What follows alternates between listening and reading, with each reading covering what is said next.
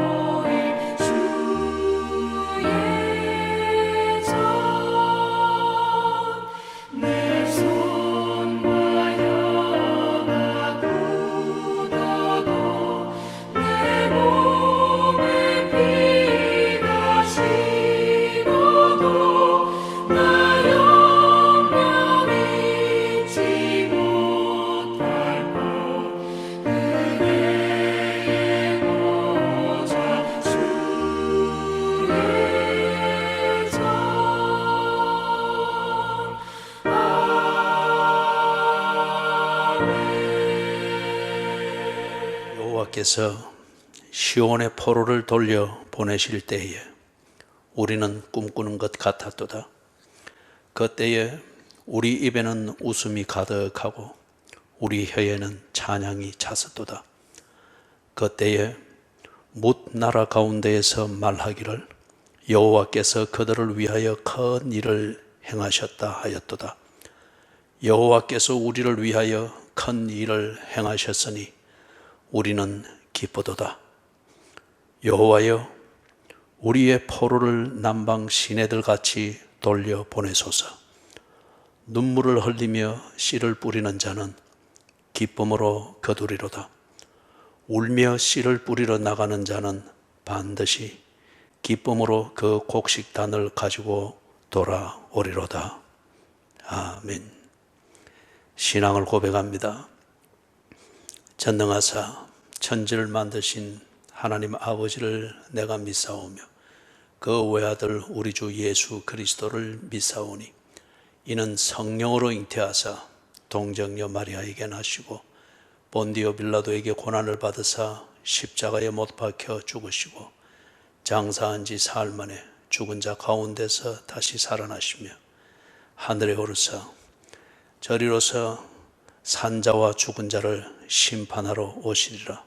성령을 믿사오며 거룩한 공예와 성도가 서로 교통하는 것과 죄를 사하여 주시는 것과 몸이 다시 사는 것과 영원히 사는 것을 믿사옵나이다. 아멘.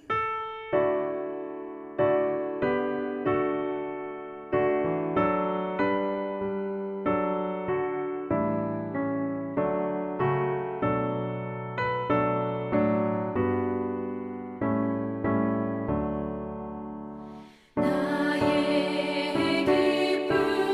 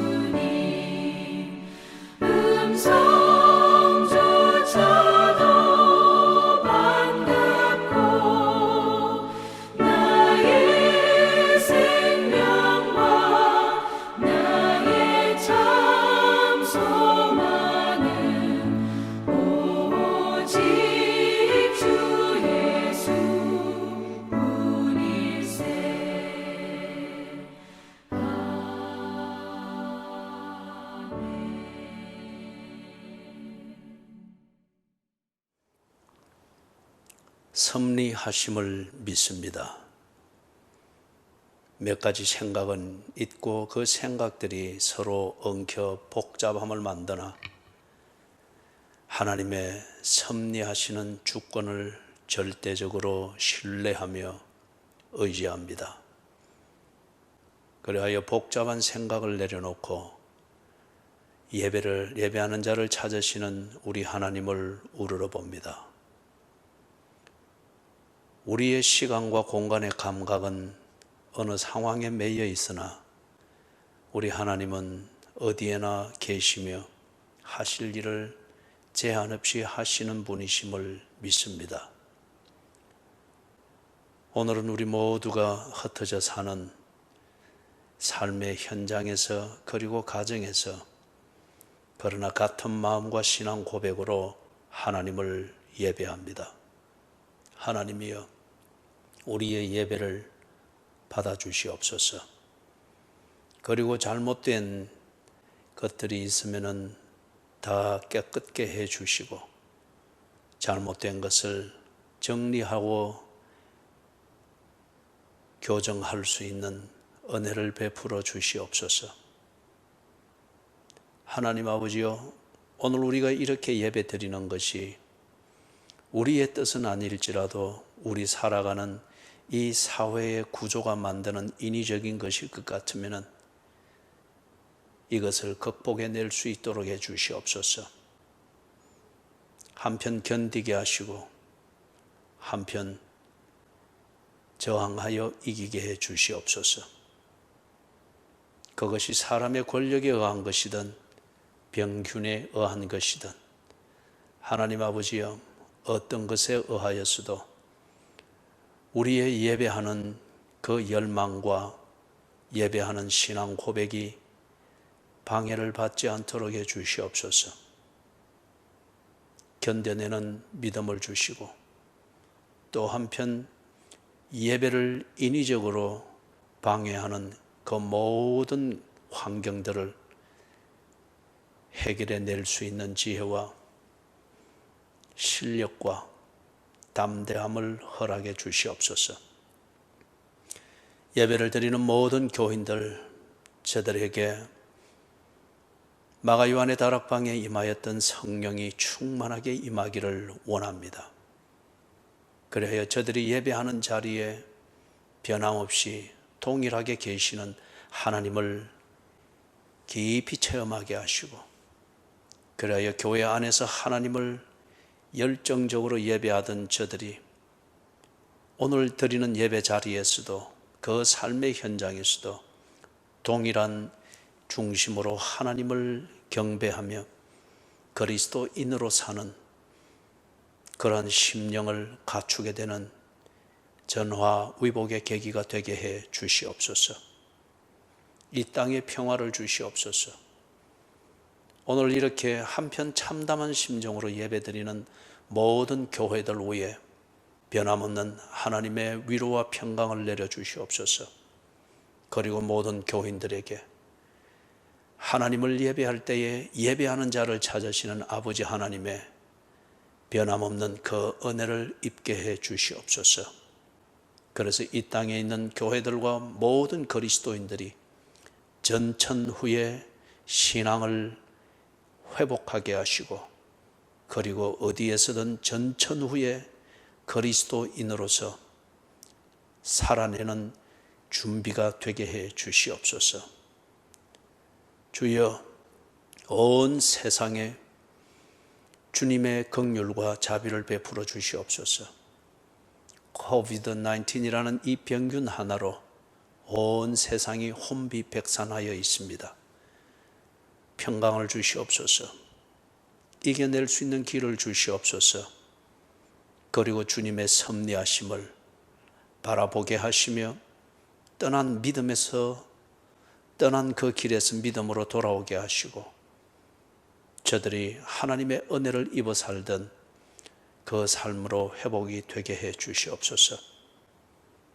병든 자들과 노쇠한 자들과 지독한 가난 속에서 살아남는 것 외에 다른 감각 없이 살아가는 불쌍한 자들을 특별히 긍휼히 여겨주셔서 저들을 이 환난 가운데 지켜주시옵소서.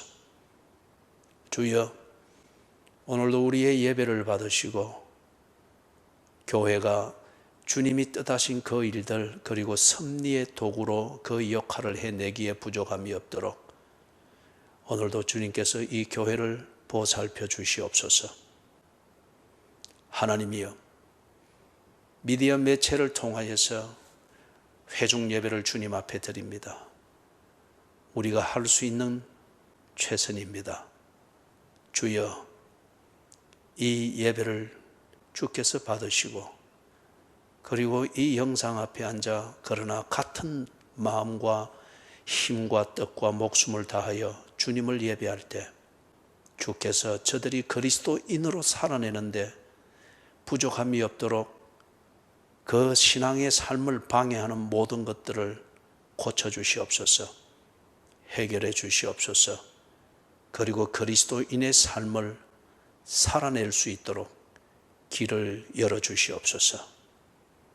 예수 그리스도의 이름으로 간절히 기도드리옵나이다. 아멘.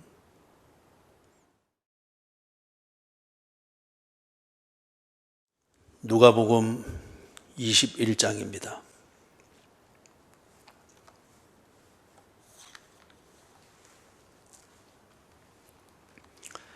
누가복음 21장 10절에서부터 19절까지입니다.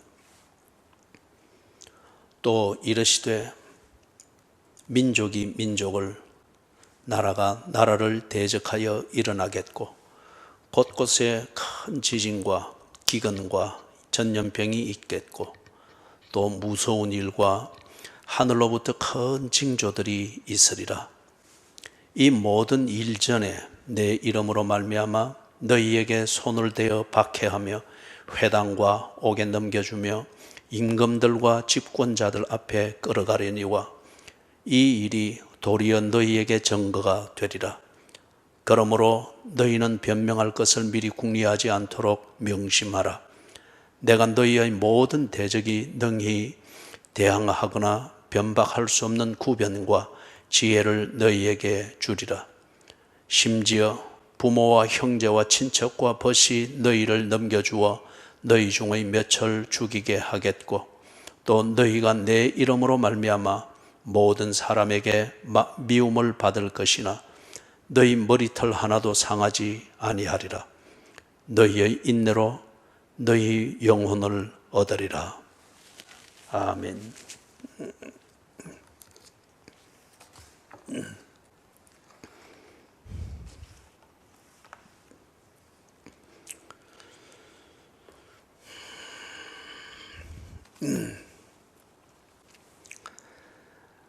사랑하는 여러분, 어려운 시기입니다. 어느 관점에서 그리고 어떤 종류의 감각을 가지고 본인에 따라서 어려운 시기를 못 느낄 수도 있겠고 또는 어려운 시기를 느낀다 할지라도 어떤 종류의 어려움인지 그리고 어느 정도의 어려움인지 그것을 느끼는 것이 다를 것입니다. 오늘 읽은 이 본문은 기독교적 관점에서 어려움을 겪게 되는 그것을 이야기를 하고 있습니다. 지켜야 될 신앙이 없다고 하면은 오늘 본문이 말하는 이런 어려움은 결코 느낄 필요도 없고 느낄 수도 없을 것입니다. 그리스도인으로서 이루어야 될 그 목적과 목적에 집중된 사명감 그리고 목적의식을 가지고 사는 사람이 아닐 것 같으면 오늘 이 본문은 그 사람에게 아무 해당이 안 됩니다. 그리고 이것을 읽으면서 무언가를 느끼려고 하는 것, 그거는 삶의 처세술을 아전 인수격으로 건져내는 것, 그거 외에는 다른 의미가 없을 것입니다. 오늘 읽은 이 본문의 말씀은 표면적으로 보기에도 이것은 신중한 그리고 엄중한 경고입니다. 이것은 그리스도인들에게 주는 말씀입니다. 지켜야 될 기독교적 신앙을 가지고 있는 사람, 그리고 신앙에 근거하여서 삶의 목적이 정리되어 있고 그 목적에 집중되어진 사명감으로 사는 것이 자신의 인생이다라고 뜻을 정한 그리스도인들에게 주는 말씀입니다. 그 관점에서 보는 사람들, 그리고 그 관점에서 이 본문을 듣고 생각하는 사람들은 어쩌면 눈앞에 이 어려움이 펼쳐 있고 내가 걸치고 있는 옷처럼 내 몸과 삶을 감싸고 있는 그 어려움을 감지하게 될 것입니다. 10절과 11절에서 이 어려움들을 우리가 경험하여 알고 있는 그런 종류의 이름들로서 이야기를 하고 있습니다. 이걸 두고서 어려움의 메뉴를 가려내려고 애쓸 필요는 없습니다. 폭풍이든 전염병이든 기근이든 결과적으로는 우리가 살아내기 어렵다고 하는 그것이 문제입니다. 어려운 시기가 분명히 있습니다. 그리고 그 어려운 시기가 마지막 때 종말을 가리키는 징조로서 사용이 된다고 합니다.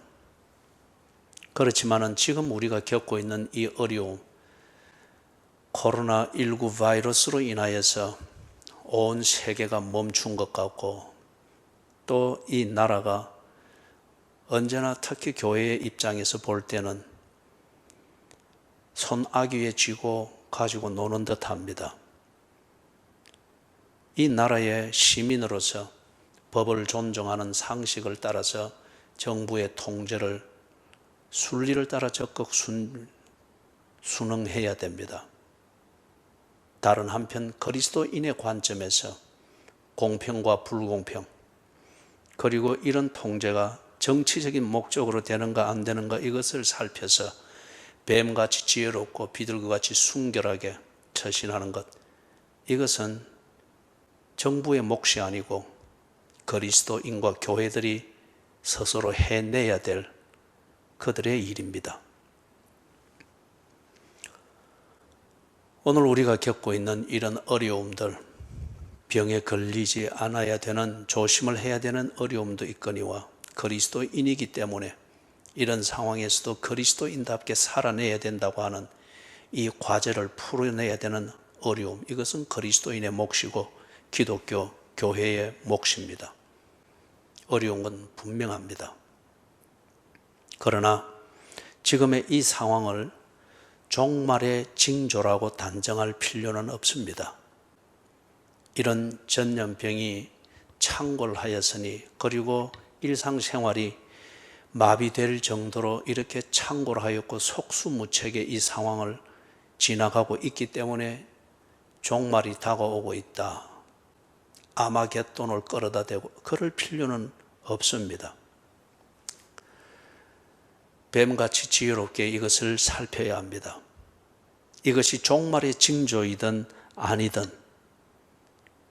분명한 것은 어려운 시기라는 겁니다. 경제활동을 하기가 어렵고 사회생활을 하기가 어렵습니다. 우리 몸에 배어 있는 대로 그것을 순리라 치는 것 같으면 순리대로 생각하고 생활하는 것이, 그렇게 해서는 살아남기가 어렵게 여겨지는 상황이 분명합니다.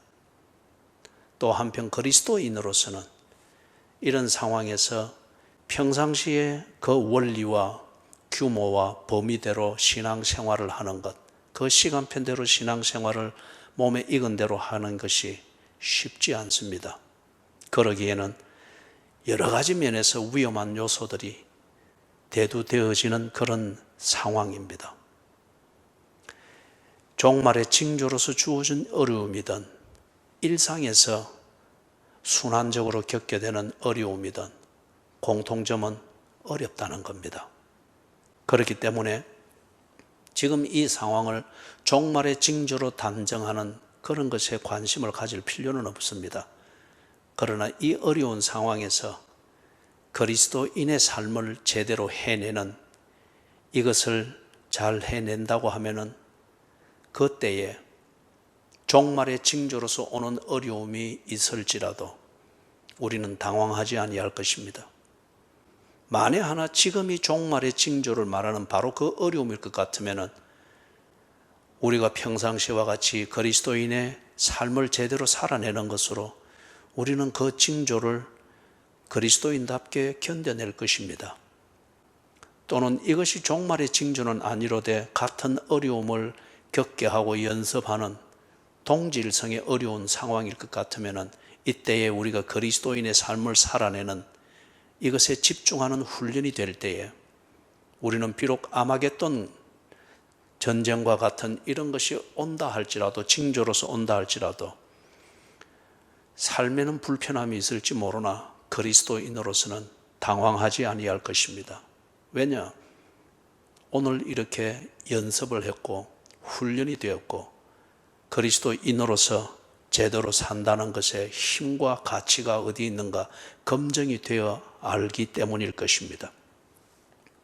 12절 13절에서 그런 것 같으면 정말 그리스도인에게 어려운 것은 상황의 문제가 아닌 것을 알 수 있습니다.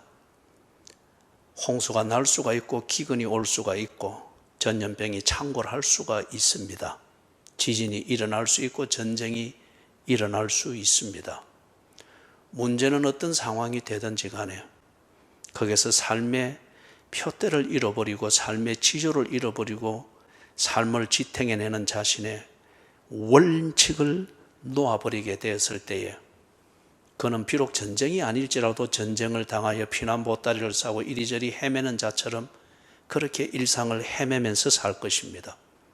그렇기 때문에 12절 13절에서 말하는 것처럼 정말 우리에게 어려운 것은, 그리스도인에게 어려운 것은 내 몸에 익은 것과 익숙해진 것과 다른 상황이 전개될 때에 그럴 때에도 변함없이 그리스도인답게 살아내야 된다는 이 문제입니다. 몸에 익숙하지 않기 때문에 습관적으로 삶을 살아서 되는 게 아닌 그것이 바로 우리한테는 어려운 상황일 수 있죠. 그럼에도 불구하고 그리스도인으로서 살아내야 된다고 하는 것, 이게 우리에게는 어떤 면에서 언제나 어려운 과제일 것입니다. 이런 식의 어려운 상황이 되어지면은 사회는 또는 우리가 속해 있는 공동체는 누군가에게 책임을 물으려고 합니다. 그렇게 해서 그 현재 겪고 있는 이 어려운 상황을 걷어내려고 하는 거죠. 이게 어쩌면 모든 인간에게 본능적으로 잠재되어져 있는 종교입니다. 꼭 인간은 불안과 그들이 해결할 수 있는 능력을 능가하는 그런 어려운 상황을 만나게 될 때에 원인을 꼭 누군가에서 찾으려고 하고 그를 제물 삼아서 그 어려운 시기를 벗어나 보고자 합니다. 종교입니다. 이 사회는 그리스도인과 기독교 교회를 희생제물로 삼는 것을 너무 쉽게 생각합니다. 그렇게 해서 그들의 종교적 본능을 가지고서 그들이 느끼는 어려움을 모면하고자 하는 비겁함이 있는 것도 사실입니다. 기독교를 보고서 반사회적이라고 단죄합니다. 비협조적인 단체라고 단죄합니다. 기독교인들은 늘 죄와 벌을 주장하는 그러한 사람들이라고 단죄를 합니다. 그리스도인을 두고서 그들은 이기적인 종교인이고 배타적인 종교인들이라고 그렇게 비난합니다. 그래 왔기 때문에 교회와 기독교와 그리스도인들을 무차별적으로 그들은 그런 꼬리표를 붙이면서 단죄합니다. 그래서 이와 같은 어려운 시기가 되어지면 그들의 삶의 스트레스와 불안과 벗어나고자 하는 막연한 기대를 그리스도인 또는 교회들에게 책임을 전가하여서 마녀 사냥을 합니다. 코바디스라는 영화가 있죠. 여러분들이 이 영화를 인터넷에서 찾아서 다시 한번 기독교적 관점에서, 그리고 오늘 이 본문의 관점에서 관람을 하시길 바랍니다. 그리고 가족들이 저녁 식사를 하고 난 뒤 이 영화에 대한 감상을 한 그 후기에 대해서 여러분들이 대화를 좀 나누어 보십시오. 네로라는 이 황제가 기독교를 어떻게 희생제물 삼아서 자기가 저지른 그 죄악에서 벗어나고자 하는지, 그리고 그걸 정의의 이름과 법의 이름으로 얼마나 아주 노숙하게 그것을 해내는지, 그리고 그때의 교회와 그리스도인들은 어떤 혼란을 겪으며 그 혼란 속에서 그들이 어떻게 살아남는지 영화를 관람하시고, 그리고 이 본문의 관점에서 가족들 간에 대화를 나누어 보십시오. 13절에서 그렇게 이야기를 하죠. 역설을 이야기합니다. 마녀 사냥의 표적이 되어서 그 어려운 상황보다도 그 상황을 그리스도인의 믿음을 따라서 살아내야 되는, 이것이 더 무거운 과제가 되는 그 현실, 이게 역설적이게도 그리스도인들이 그들의 신앙과 그들의 진실성을 입증받는 그런 기회가 된다고 합니다. 다른 말로 말하면 어려운 시기에 기독교를 표적 삼아서 마녀 사냥을 할 때에 그 교회가 평소에 진정한 기독교 교회가 아니었다면, 그 사람이 평소에 진정한 그리스도인으로 드러나지 아니했다면 그는 결코 그런 상황에서 마녀 사냥의 표적이 되지 않는다는 겁니다. 14절, 15절에서 이런 상황이 될 때에 그리스도인, 그리고 기독교 교회, 그들은 자신들이 믿는 바에 대해서 분명하게, 그리고 그리스도인으로서 살아가는 그 이유에 대해서 분명하게 말할 수 있을 것이라고 합니다. 참 놀라운 일입니다. 평소에는 그렇게 하지 못했던 교회들입니다. 평온하고 사회와 교회가 구분이 되지 않고 적과 아군이 구분되지 않고 모두가 다 평온하고 모두가 다 상호 부조하는 그런 우중의 관계에 있는 것처럼 여겨지는 그런 상황에서는 교인들이, 그리고 그리스도인들이, 교회가 왜 예수를 믿는지, 그들이 믿는 바가 무엇인지에 대하여서 제대로 말하지 못했고 그럴 필요도 못 느꼈다고 합니다. 그런데 마녀 사냥의 표적이 될 때에 그들은 자기들의 믿는 바와 왜 그리스도인으로서 살아가고자 하는지에 대하여서 분명하게 드러내고 말을 할 수 있게 된다고 합니다. 사실인 것 같습니다. 마녀 사냥을 할 때에 이 사회는 법을 사용하여 기독교와 교인들에게 혐의를 씌울 것입니다. 이 사회는 권력을 사용하여 기독교를 위협할 것입니다. 그리고 저들을 범죄자로 만들고 때로는 코로나19 바이러스와 기독교인들을 혼돈하여 교회를 바이러스로 취급을 하면서 오히려 코로나19를 역설적이게도 또는 아이러니하게도 찬양을 하는 그러한 행태를 벌일 것입니다.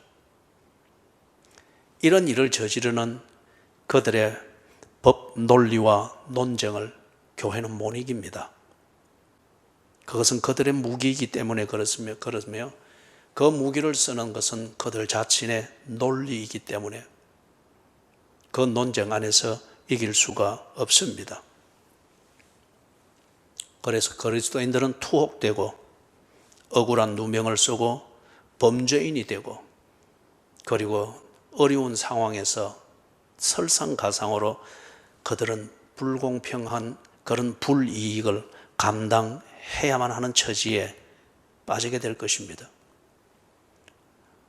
사회는 그것이 불법이다, 불공평이다 결코 말하지 아니할 것입니다. 법의 이름으로 그리 되었고 권력 아래서 그렇게 되었기 때문에 이 상황을 만든 책임자를 처벌한 것으로서 그들은 정의를 외칠 것입니다.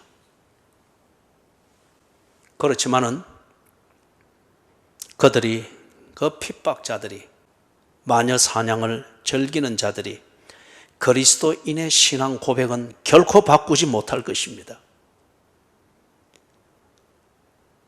이 세속의 권력으로 법의 이름이든지 아니면 공동체의 이름이든지 어떤 이데올로기의 명분을 가지고서 거기서 만들어낸 그 권력으로 그리스도인의 분명한 믿음을 거짓으로 바꿀 수는 없을 것입니다.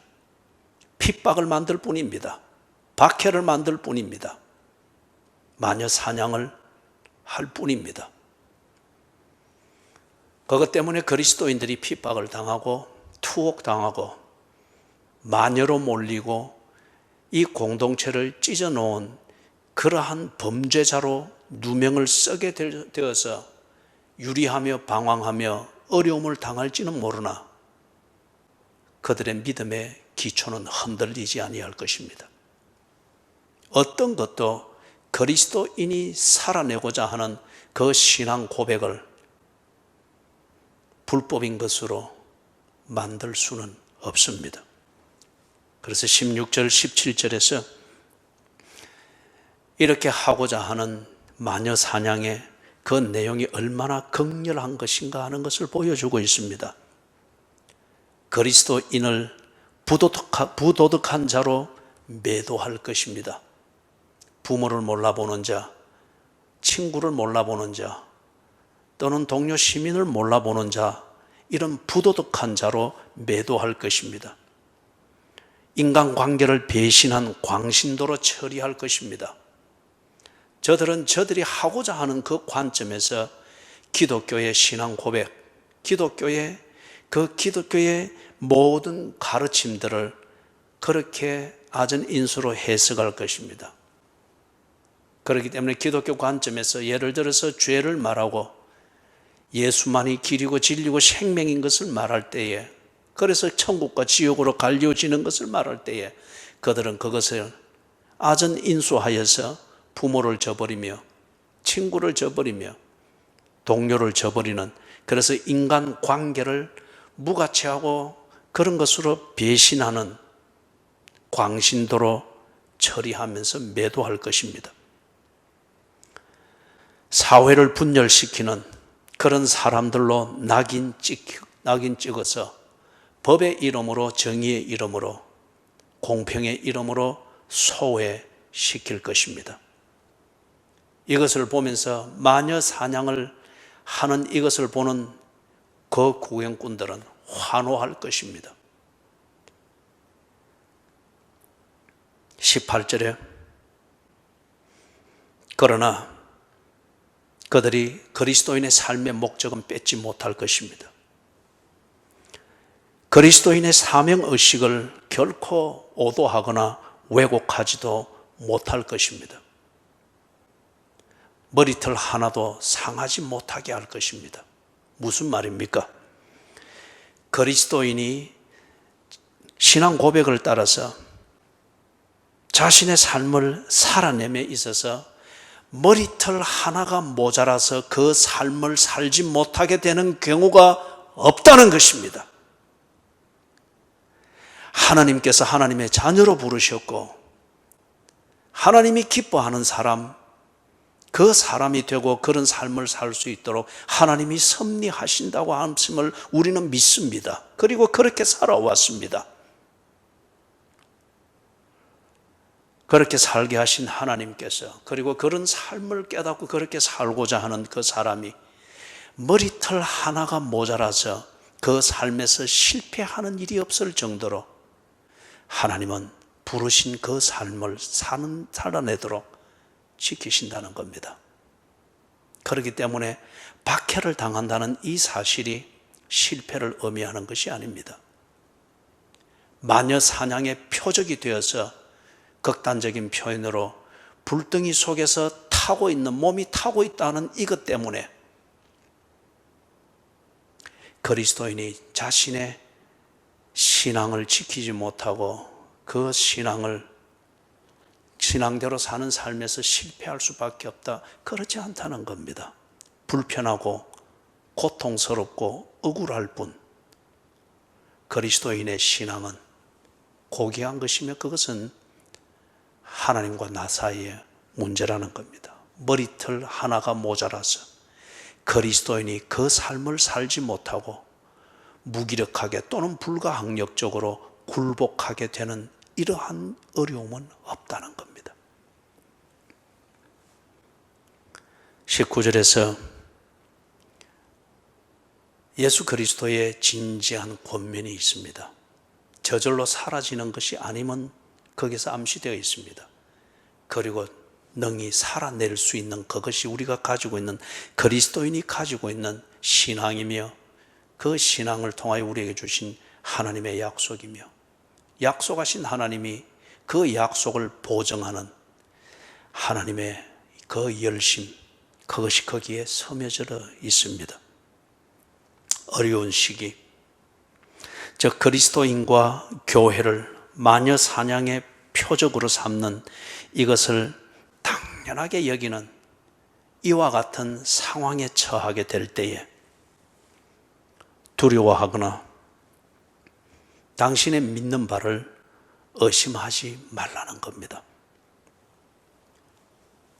이러한 상황에서 또는 종말을 내다보게 만드는 그런 징조와 같은 그런 어려운 상황이 곧 이 상황이든 아니면 다시금 대두된다 할지라도 그런 상황에서 그리스도인의 삶과 처신에서 떠나는 것은 어리석은 것이라는 겁니다.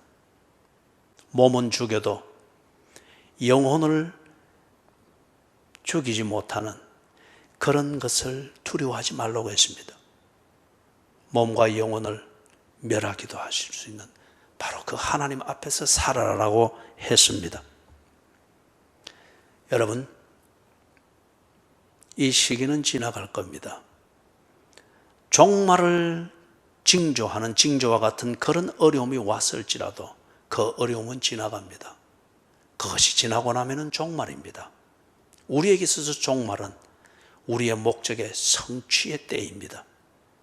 그렇기 때문에 여러분, 그것이 종말을 의미하는 징조이든 그 징조와 같은 어려운 상황에서도 믿음 잃지 않도록 연습하고 훈련하고 준비시키기 위하여 주는 하나님의 섭리로서의 어려운 상황이든 그 모든 것들은 지나갑니다. 사랑하는 여러분, 그런 어려움을 겪게 됐을 때에 우리가 더불어 사는, 그리고 우리가 속해 있는 공동체나 사회는 우리를 쉽게 표적으로 삼습니다. 다른 종교도 아닙니다. 역사를 덧볼 때도 언제나 기독교는 그들에게 쉬운 표적이 되었습니다. 그런데 여러분, 이 모든 시기는 다 지나가게 되어지고 지금 이 코로나19로 인해서 만들어지는 이와 같은 어려운 상황, 또 교인들에게는 더욱더 어려운 상황이죠. 신앙생활하는 데 있어서는. 이 상황은 지나갈 것입니다. 백신이 보급이 되어지고 그리고 치료제가 뒤따르게 되어지고 그러면서 삶의 구조가 안정이 되어지고 코로나19 상황 이전과 같은 삶의 패턴으로 완전히 돌아갈 것은 아닙니다. 이것을 통하여서 인간의 삶은 또 한 번 진일보하면서 진화될 것입니다.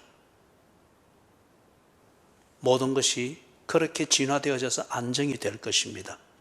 그렇게 되면은 적어도 이것이 종말을 의미하는 그 징조로서의 어려움이 아닐 것 같으면은 이것은 다시 안정이 되어져서 한 걸음 진화되어진 그런 삶의 패턴으로 인간의 삶은 여전히 진행형이 될 것입니다. 온 세계는 다음 단계에서 그렇게 활발하게 또 움직이게 될 것입니다. 그렇게 될 때에 사람들이 사는 사정이 나아진 것을 느끼고 그리고 이렇게 긴장하고 누군가의 책임을 물어야 될 정도의 그런 두려움과 공포심, 이것에서 벗어나는 것을 느끼는 그런 삶이 정상이 된 것을 느낄 때에 이런 살기 등등한 핍박도 그렇게 안개처럼 사라지고 없을 것입니다. 그러한 살기들도 못 느끼게 될 정도로 아주 평온하게 될 것입니다. 마녀 사냥을 해야만 했던 그 이유와 명분과 그런 관심이 없어질 것입니다. 그들이 그걸 이유를 못 찾기 때문입니다. 무엇을 의미하는 겁니까, 여러분? 그리스도인 당신이 마녀이기 때문에가 아니라 그들은 자신들의 삶이 어렵다고 여기는 그것에서 오는 그 분노와 불안과 두려움, 이 분풀이를 당신에게 했던 겁니다. 이 기독교가 틀렸기 때문에가 아닙니다. 교회가 적폐이기 때문에가 아닙니다. 단지 그들은 그 억울함과 불안과 분풀이를 할 대상을 찾았고 그 표적을 삼을지라도 후환이 두렵지 않게 여겨지는 만만한 상대를 그들이 표적으로 삼았을 뿐입니다. 기독교의 관점에서 볼 때 그렇다면 왜 그리스도인이 그리고 기독교 교회가 이런 표적이 되어야만 할까요? 역사를 살펴볼 때 코바디스 영화에서도 나오듯 역사를 살펴볼 때 언제나 위기 때마다 교회나 그리스도인은 그 마을이든 가정이든 국가든 사회든 공동체에서 언제나 표적이 되었습니다. 왜 그랬을까요? 왜 기독교가 표적이 되어야만 할까요? 그들은 압니다. 그리스도인은 이웃을 내 몸과 같이 사랑하라. 하나님의 이 명령을 순종하는 것을 그들의 삶의 목적으로 삼고 있고 그것이 그들의 지고선을 의미하는 도덕률인 것을 그들은 알고 있습니다. 당신이 그런 삶을 살고 있는 진정한 그리스도인인 것을 그들이 한편 꽃같게 여기면서도 한편 그것을 인정하며 지켜보아 왔습니다.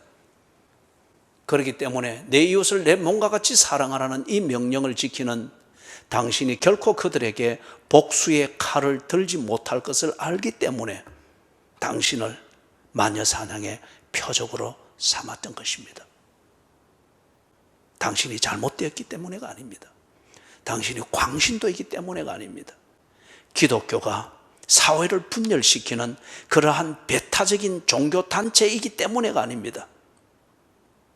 당신이 내 이웃을 내 몸처럼 사랑하라는 그리스도의 명령과 그리스도께서 살았던 그 삶을 본받아 사는 하나님의 자녀인 것을 알기 때문입니다. 그리고 당신은 복수하는 것을 죄악으로 여기는 그리스도인인 것을 믿기 때문에 그들은 당신을 표적으로 삼았을 뿐입니다. 예수님께서 제자들에게 그리 말했죠. 사람들 앞에서 나를 시인하면 나도 너희를 시인할 것이요. 사람들 앞에서 나를 부인하면 나도 하늘에 계신 내 아버지 앞에서 너를 모른다 부인할 것이니라. 여러분, 어려운 시기에 신앙생활 잘 하도록 하십시다. 이것이 징조의 때이면은 우리는 이 징조를 이기고 계시록에서 말하는 것처럼 승리한 자들이 될 것입니다. 그러나 이것이 일상에서 반복되어지는 그런 어려움일 것 같으면 이런 때에 신앙을 따라 사는 것을 잘 훈련하여서 징조의 때에 평상시와 같은 신앙생활로 거뜬히 이겨낼 수 있는 준비가 되도록 하십시다. 하나님의 위로가 그리고 예수 그리스도께서 말씀하신 그 약속이 사람들 앞에서 나를 시인하면 나도 아버지 앞에서 너를 시인할 것이요 너희의 인내로 너희의 영혼을 얻을 것이니라. 이 은혜가 이 시기를 견뎌나가는 여러분들에게 현실이 되기를 주님의 이름으로 축원합니다. 아멘. 하나님, 주의 말씀을 읽을 때에 주의 음성을 듣게 하시고 영혼에 새겨지는 깨달음이 되게 하시고, 그리고 손과 발을 움직이는 에너지가 되게 해 주시옵소서. 사방으로 우겨싸임을 당하나 쌓이지 아니하고 죽임을 당하는 자 같으나 이기는 자, 이 역설을 이야기했던 바울의 그 고백이 오늘 우리의 삶이 되도록 오늘 이 설교를 듣는 모든 교인들에게 이 은혜를 베풀어 주시옵소서. 예수 그리스도의 이름으로 간절히 기도드리옵나이다. 아멘.